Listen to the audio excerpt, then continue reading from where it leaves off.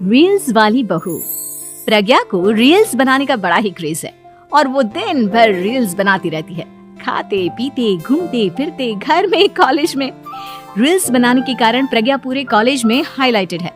जहां उसके रील्स सभी को पसंद आते हैं, वहीं मनीषा चिंता में डूबी रहती है। एक रोज जब खाते हुए प्रज्ञा रील्स बना रही होती है, तब मनीषा कहती है, 1 मिनट भी चैन नहीं है इस लड़की को। ये नहीं कि खाना तो आराम से खा ले, लेकिन नहीं, अरे थोड़ी देर रील्स नहीं बनाओगी तो आसमान नहीं टूट पड़ेगा। अरे मम्मी, इसी को तो कहते हैं डिटर्मिनेशन।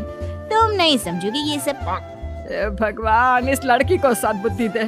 जब देखो तब टेढ़ा बाका मुंह बनाती रहती है।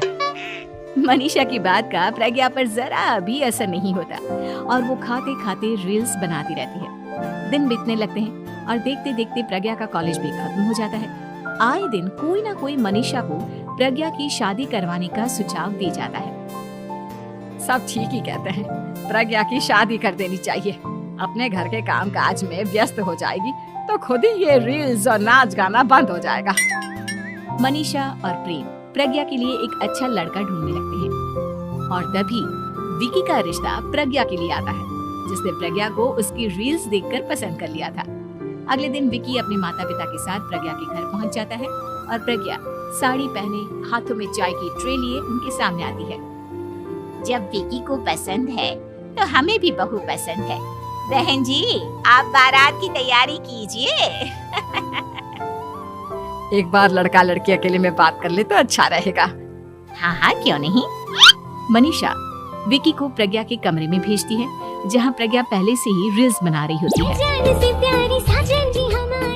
तभी विकी कहता है, आ गए आपके साजन जी। हमारे साथ ये रील्स कंप्लीट करती तो और भी अच्छा रहता।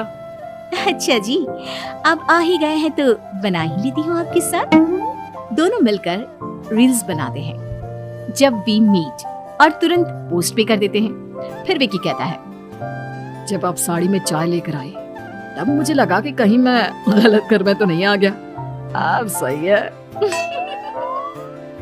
दोनों की शादी पक्की हो जाती है और शादी के दिन भी प्रज्ञा रील्स बनाने से चूकती नहीं। यहाँ तक कि बारात के समय भी नाचते हुए रील्स बनाती है।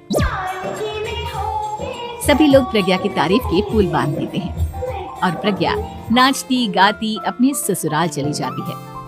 सब कुछ अच्छा चल रहा होता है। प्रज्ञा यहाँ भी दिन भर हर चीज की रील्स बनाती रहती है। लेकिन कुछ दिनों के बाद जब सुनीता कहती है, बहू, ये रील्स के साथ साथ कुछ काम भी कर लिया करो। वैसे तुझे और क्या क्या बनाना आता है?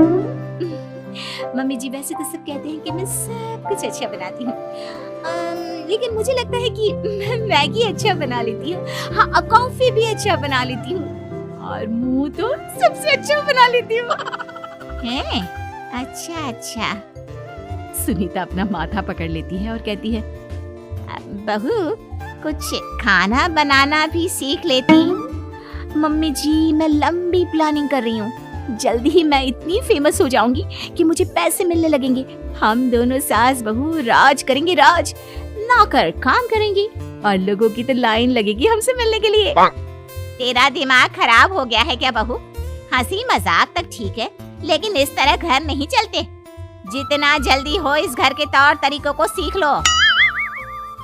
प्रज्ञा मुंह घुमाकर चली जाती है और तुरंत उसी वक्त एक रील बनाती है। ये देख सुनीता का गुस्सा 7वें आसमान पर चला जाता है और विक्की के घर आती ही सुनीता उसे सब कुछ बताती है। विक्की भी अब प्रज्ञा की इन हरकतों से परेशान हो जाता है। तुम टेंशन मत लो मम्मा, मैं देख लूंगा। विक्की कमरे में जाता है तो देखता है कि प्रज्ञा रील्स बना रही है। विक्की बड़े ही प्यार से प्रज्ञा से कहता है, प्रज्ञा, इन सब के लिए मैं तुम्हें मना नहीं कर रहा हूँ, लेकिन फिर भी हर वक्त तो ये अच्छा नहीं लगता ना। समझने की कोशिश करो, मुझे भी तुम्हारा थोड़ा वक्त चाहिए। मैं जब ऑफिस से आता हूँ तो मुझे समय देने की जगह इसी में लगी रहती है।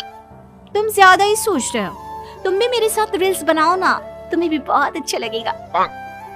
तुम्हें इज्जत से कोई बात समझ में नहीं आती क्या? दिमाग खराब हो गया है तुम्हारा इस चकाचौंध से। अगर तुमने अपना रवैया नहीं बदला तो मैं तुमसे दूर चला जाऊंगा। तुम ही रिश्ता लेकर आए थे, मुझे लड़कों की कमी नहीं थी और ना आज है।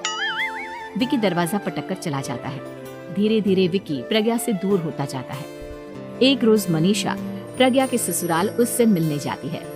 तब सुनीता उससे कहती है, बहन जी, अब आई हैं तो कुछ दिन यहाँ रहकर जाइएगा, आप ही का घर है। हाँ मम्मी, बहुत दिन हो गए तुम्हारे साथ एक भी रील नहीं बनाई मैंने। प्रज्ञा तुरंत अपने फोन में रील्स ऑन कर लेती है। ये सब मुझसे नहीं होगा। तेरा ये भूत अभी तक नहीं उतरा क्या? बहन जी, आप कुछ कहती नहीं क्या इसे? जब आप ही कुछ नहीं कर पाई तो मैं कर ही क्या सकती हूँ। सास तो वैसी ही बदनाम है।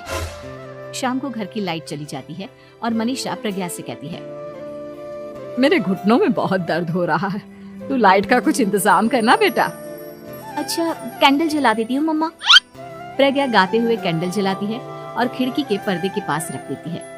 मनीषा, जिसे बहुत दर्द हो रहा है, वो सो जाती है और प्रज्ञा हमेशा की तरह अपने रील्स में लग जाती है। उधर कैंडल की वजह से पर्दा आग पकड़ लेता है और मनीषा के कमरे में आग लग जाती है। बचाओ, कोई है, बचाओ। सभी भागते हैं और विकी कमरे की आग बुझाने में लग जाता है, लेकिन तब तक मनीषा आधी जल चुकी थी। मनीषा की हालत देख प्रज्ञा रोने लगती है। विकी मनीषा को तुरंत हॉस्पिटल ले जाता है और उसे एडमिट कराता है। विकी प्रज्ञा से कहता है, देख लिया ना, तुम्हारे इस नाच गाने की वजह से आज तुम्हारी माँ की जान जाते जाते रह गई। अब पता नहीं तुम और क्या चाहती हो। उधर डॉक्टर कहते हैं, इनकी हालत बहुत नाजुक है, आधे से ज्यादा जल चुकी है। प्रज्ञा रोती हुई मंदिर में जाती है और भगवान के आगे जाकर कहती है, भगवान, मेरी माँ को ठीक कर दो। मैं कसम खाती हूँ, हाथ से ये रील्स बनाना छोड़ दूंगी। बस मुझे मेरी माँ वापस मिल जाए।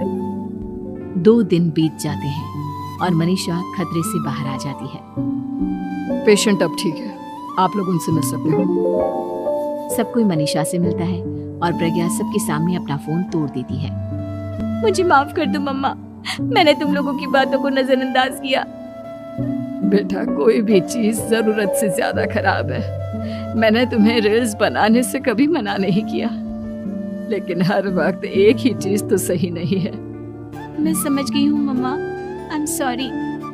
प्रज्ञा उस दिन से रील्स बनाना छोड़ देती है और पूरी तरह से अपने घर में लग जाती है।